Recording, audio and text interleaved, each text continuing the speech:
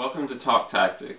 Today we are extending our conversation about Justice League's Wonder Woman, and we're talking about one of the themes that we brought up in another video, and that is control that a man has over a woman. In this video we're talking about two elements of that. A man's control over a woman, a positive control and a negative control.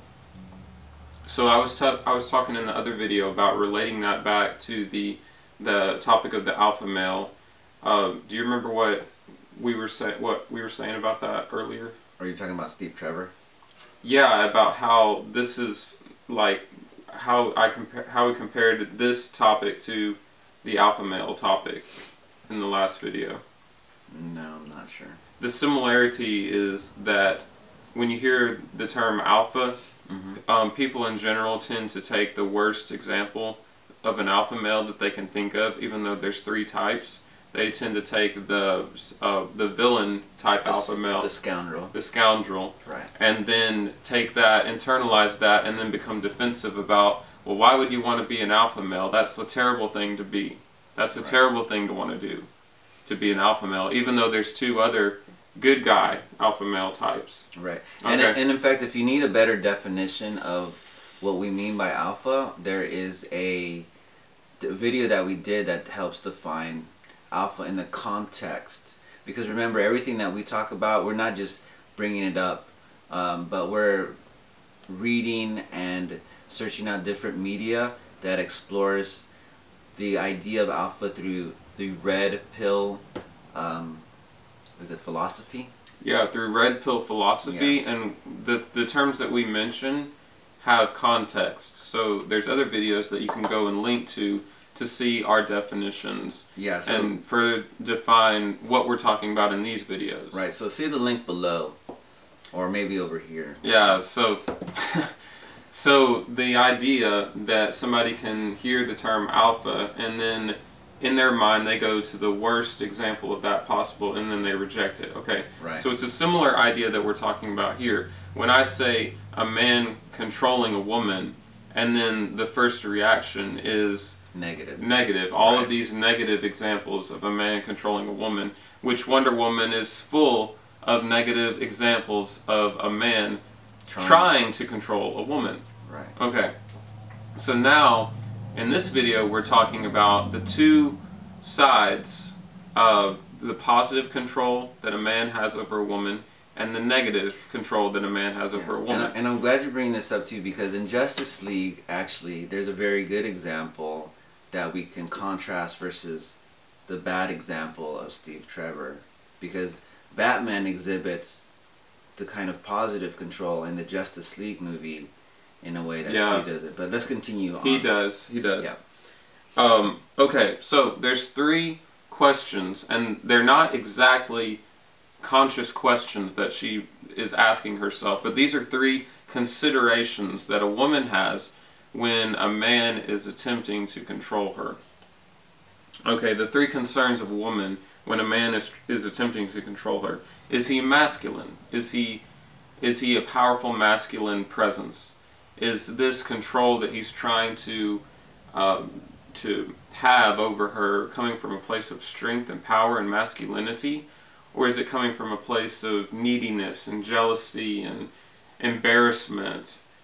Steve was very embarrassed of Wonder Woman throughout the whole film. He was. Okay, so that's a big concern for women. The next question is, does he understand me? And not only does he understand me, does he understand my circumstances? Does he understand the environment that I'm in, the threats, the concerns that I have? What's best for me? Does he understand that? Does he understand me? Okay, which again, Steve did not understand Wonder Woman. He didn't even try to understand her. Yeah, and that was really a big flaw of Steve's. He really, he didn't even get her main thing that she was worried about, which was her mission and completing her mission, and he kind of just dismissed it as like a naive fantasy, and that really created a big distrust for them later on in the movie. Yes, it did. Okay, and the third question is, the third concern that she has is, does he love me? or does he have my goodwill at heart? So you could be a masculine man, you could understand her, and you could also have bad intentions for her. So that wouldn't be good either. So all three of these concerns are important to a woman. When a man, if she's going to allow a man to control her, these three things, these three factors are very important to a woman. Right, and you have to understand, so we're going to give you an example between Steve Trevor and then Batman during the Justice League movie on what control doesn't mean like you do this and you do that and then that's the end of it. It has nothing to do with that. It has everything to do with these three things that Jason so that Johnny over here, Johnny Cash. Yeah, Johnny Cash. Yeah, that Johnny is just mentioned, because if these three criteria aren't taking place, then a woman isn't going to want to or have the trust necessary to let herself be in a position to be controlled in a positive way. Because it's not that the man should control a woman at all. Is the woman going to find a place of comfort and security and trust with the man where she is going to let herself be her most vulnerable? I think yeah, a good way to put it. That's true. And it has nothing to do with specific controls, like you go do that and you go do that, and treating a woman like a slave. It has nothing to do with that, and everything to do with the relationship between a man and a woman. Right. And the strength being there. Right? Yeah, that's right. Right. That's right. Okay, so these three questions are important. And when we saw Justice League last night, well, let's give a negative example with Steve Rogers first. With Steve Rogers. Yeah, what was Steve doing wrong? Give some examples. Okay, so here's an example. So whenever she would talk about Aries, right? Right. And he would always dismiss that and be like, I mean, it's just like in his mind he would shut everything she was saying down, and then he would always come back. He would always want to come back to what he wanted, but he would never address or take time to understand what her meaning was. Okay, so that's an example of him trying to control her. Is he's telling her you're wrong, you're wrong, you're wrong, but he's never fully understanding what she's saying. Right. So that's just one example. Okay, but I wanted to get into, in this video, I wanted to get into real life examples. I wanted to tell two stories of real life examples of positive control and a negative control. Example of positively controlling a woman and negatively controlling a woman. Can we just tell though first how Batman was different? So we were talking about Batman and the difference in how he treats and attempts to control Wonder Woman versus Steve, how he tries to control her. Alright, so yeah, so we're trying to talk in the frame of positive masculinity, okay? So this is important because it's not simply about a man controlling a woman or a woman controlling a man or who has control in those basic terms like that. This is actually talking in terms of positive masculinity, and when a man can truly be in his full self and be centered and aligned with his understanding of the goals that he needs to get done, that benefits everybody around him, whether they're a man or a woman. So one of the things that Bruce Wayne did as the Batman when he was confronting Diana was that he knew exactly what the mission that needed to be done. He was able to see the bigger picture, and he could very clearly see Diana's abilities to contribute to that overall mission in a way that she wasn't letting herself see. And he confronted her on that, and he opposed her on that, and he didn't just let her control in a way or let herself off the hook. He said, no, you are important and this is what your place needs to be. And she rejected that. Yeah, she did. Right, because he had to pull some of her heartstrings, some of her emotional strings to kind of get that into her mind. And she, of course, didn't like that. And I think most people, when you're being challenged on a fundamental level, you do have to have some emotional jarring. Yes, yeah, you do. And if you don't, and if you don't get that, sometimes you can't move from where you are to where you need to be. And the difference between Steve Trevor and the Batman is that Wonder Woman ended up feeling betrayed by Steve Trevor in a way and lost trust with him. Where with the Batman, she came up to him later and she was like, you know what? I see what you were saying. I see that I'm supposed to be the leader here. I'm supposed to be the one in the group, and you were just trying to show me that. And she came to him with appreciation later on. Where with Steve, they never had that resolution. Right, they didn't. They didn't. Now, the difference between Batman and the difference between Steve and Batman. Batman, of course, has a much better understanding of her than Steve did. Then you add in Batman's his masculinity, his level of masculinity, and his ability to bring Wonder Woman onto his mission and include Wonder Woman in his mission in a way that considers her abilities also. And then she aligned her mission with him. Yeah, right? She did. Yeah. So they became unified. Yeah, they did. That's what it's supposed to now be. The difference between Batman and Superman is Superman could do all that Batman did, and then Superman is the only one who can live with her, where they can live together as equals. Right. So in other words, Wonder Woman still has the same problem with Bruce that she does with Steve. She's going to live to be 1,000 years old, and Batman's going to die off in 50 years. Right, and then she's physically can overpower him at any moment. Exactly, but she can never overpower Superman, though. Right. And Superman and Wonder Woman are the only ones who can live together as equals. And I don't know this for a fact, but I'm assuming based on in the context of these movies, I'm assuming that Superman and Wonder Woman are sort of like eternal beings that just keep the same age and just keep on living. So Superman is going to have the same problem with Lois Lane that Wonder Woman has with Batman. Well, and we're not. I mean? And in the movie, it doesn't really hint to a Batman and Wonder Woman romance. Right. It doesn't. It doesn't. But we're getting off of.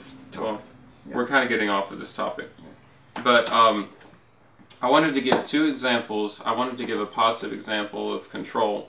Okay, so I was in the city and I was in the mall with this woman, and she's wearing high heels and she's all dressed up. She looks great.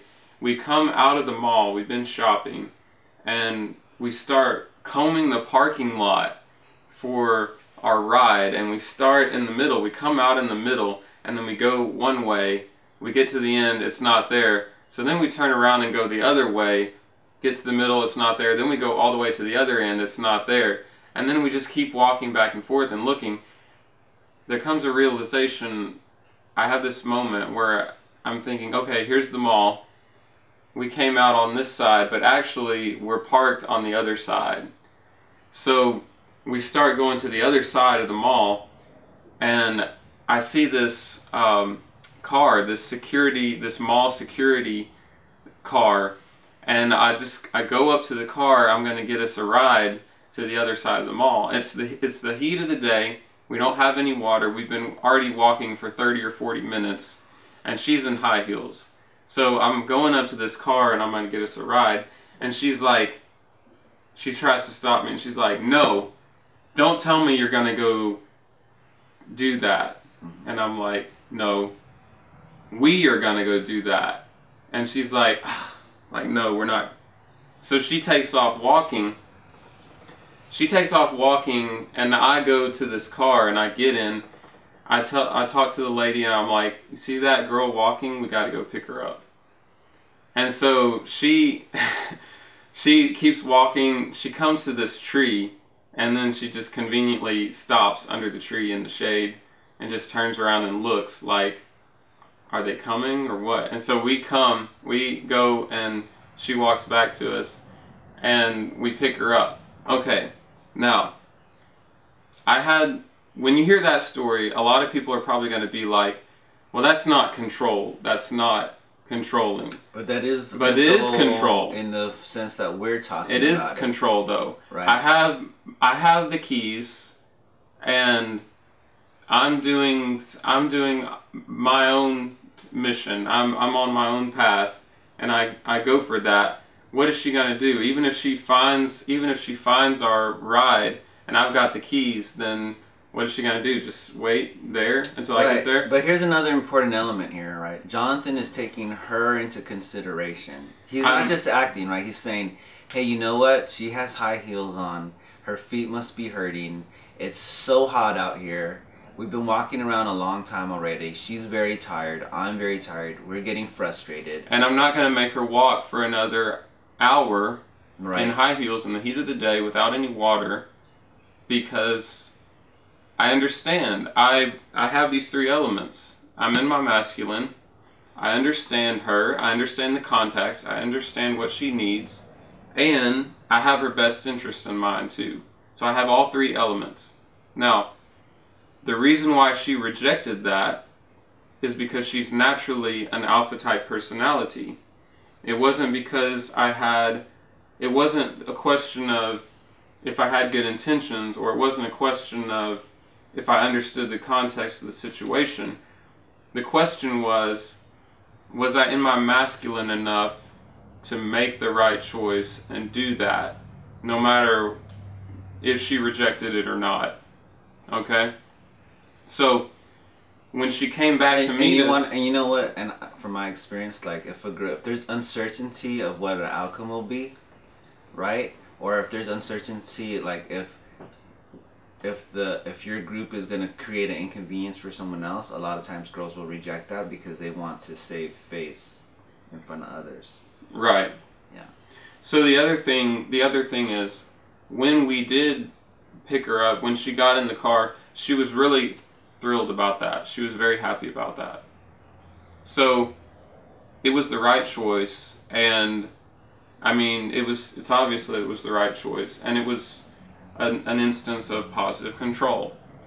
Now, what would have happened if I would have caved in that moment, and she would have been like, no, we're not going to do that, and then I would have said, yeah, you're right, we're not going to do that, and then I would have followed her. Had I done that, then I would have followed her, we would have walked a little ways, then she would have, the reality, yeah, she's still wearing high heels, it's still hot, all these things, and she's just walking and thinking, we could have gotten that ride if Jonathan had been man enough to take responsibility for that. And then she would have become angry. Controller. She would have become angry at me, frustrated at me, because I didn't have the willpower to make good decisions for us. And then she'd be like, well, I guess I got to make all the decisions.